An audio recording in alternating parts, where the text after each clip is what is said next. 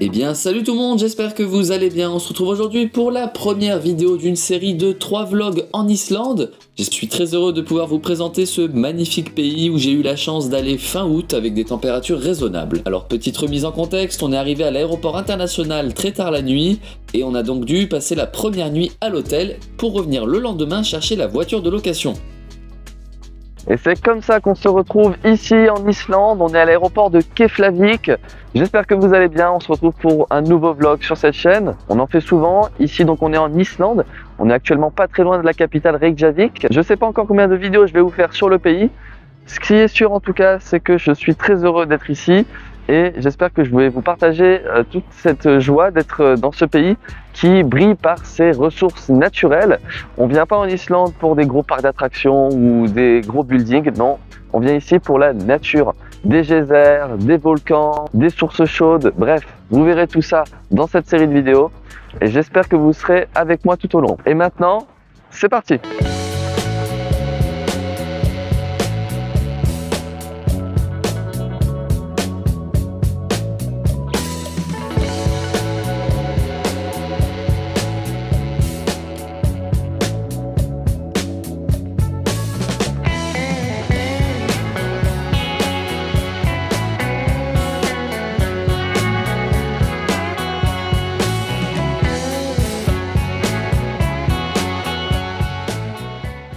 Et après 1h30 de route, on a quitté le Cercle d'Or, on se retrouve ici loin de la capitale, on est dans les hautes terres. On est maintenant près de Thingvellir. On a ici un grand lac, des grandes rifts, puisqu'on est pile poil sur la zone entre les plaques tectoniques américaines et européennes, et également le premier parlement démocratique au monde. Et le paysage est toujours aussi désertique, aucun arbre, et des grandes montagnes qui s'étendent à perte de vue.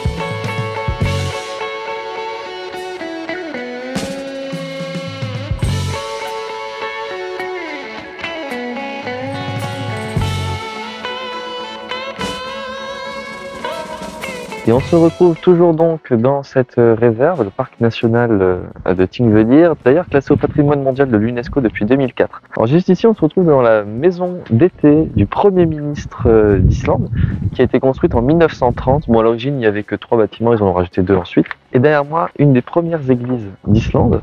L'Islande qui est chrétienne depuis environ le premier millénaire, avec le roi de Norvège, Olaf le Saint, qui a fait bâtir beaucoup de petites chapelles et églises comme ceci en bois.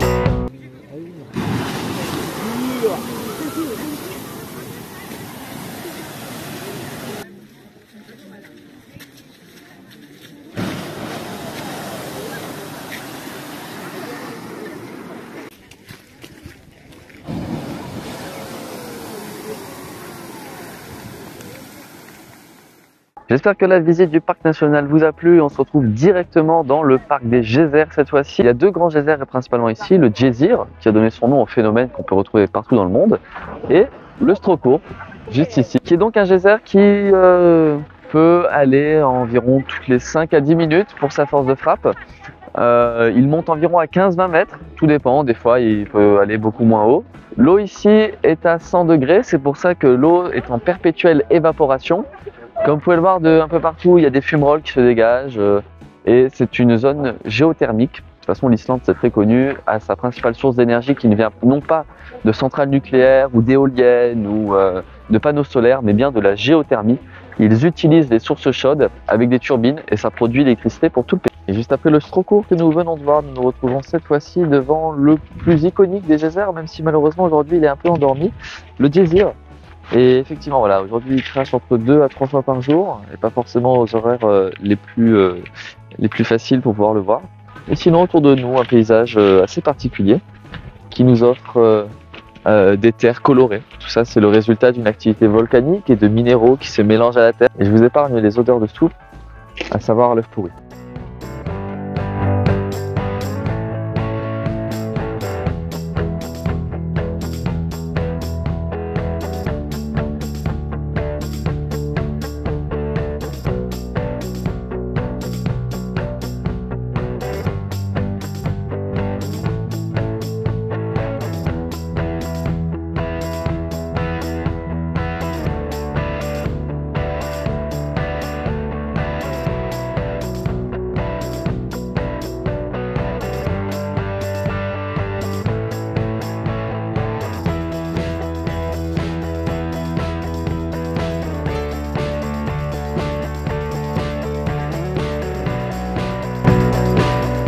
Et on se retrouve à Gullfoss, vous l'entendez peut-être, c'est une immense cascade, une chute d'eau.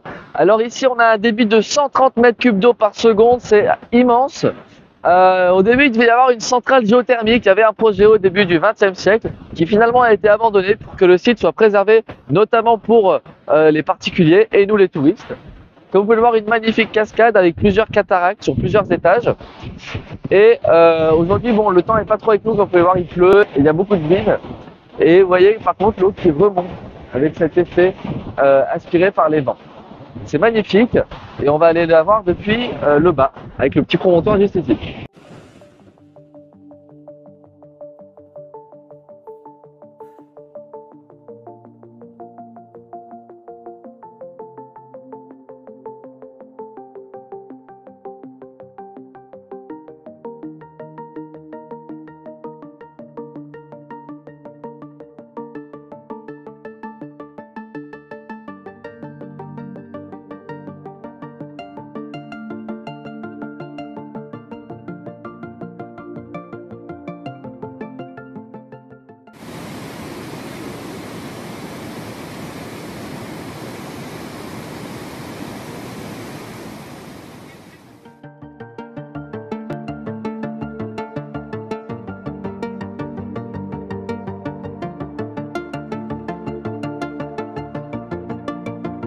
Et on se retrouve cette fois-ci devant le cratère de Kerit, toujours dans le sud de l'Islande.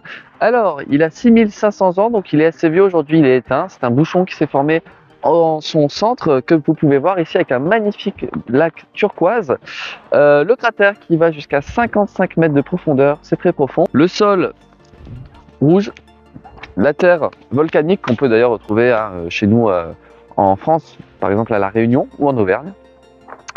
Et de la mousse qui le parsème évidemment, c'est tout ce qui peut pousser dans ces contrées. Mais bon, allez, maintenant je vous emmène avec moi.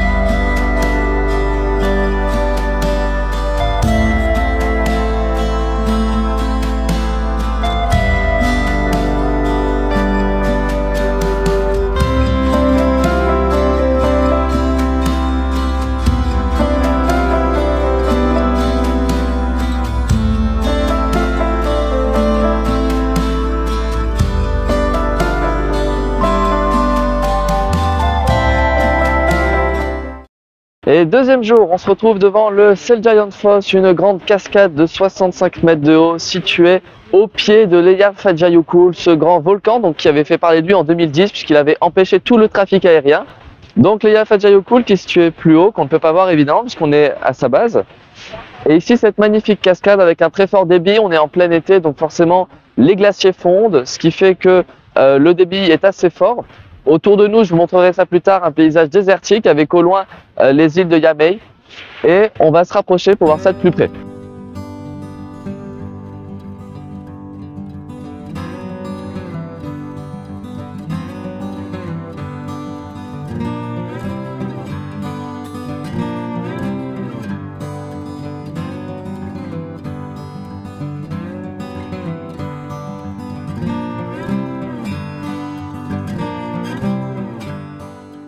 On se retrouve maintenant derrière la cascade. Bon, il fait extrêmement froid, on se prend l'eau tout le temps. C'est assez majestueux quand même, il faut le dire. Et on voit donc sur tout le reste la vallée qui s'étend. Cette immense cascade avec l'eau qui tombe depuis 60 mètres de haut.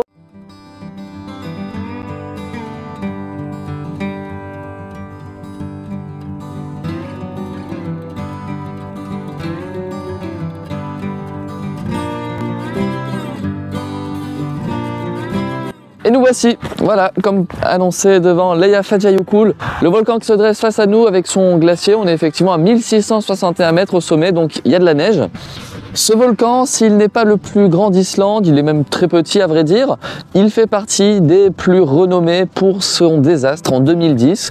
Comme je l'ai expliqué précédemment à la cascade, lorsqu'il nous avait inondé l'Europe d'un nuage noir et avait coupé toutes les liaisons aériennes. Une photo prise le premier jour, on est le 14 avril et le panache de fumée commence à jaillir depuis le sommet du volcan. Aujourd'hui, c'est un volcan qui est plus en activité immédiate. On peut voir son versant qui a été nettoyé par le temps évidemment. Les gens avaient subi de plein fouet la catastrophe avec le sol complètement recouvert de suie volcanique. Bon, comme vous pouvez le voir maintenant, c'est revenu à la normale, les fermes fonctionnent à nouveau comme avant et on a donc aujourd'hui un magnifique paysage avec un lieu de mémoire évidemment par rapport à cette catastrophe. Allez, on continue.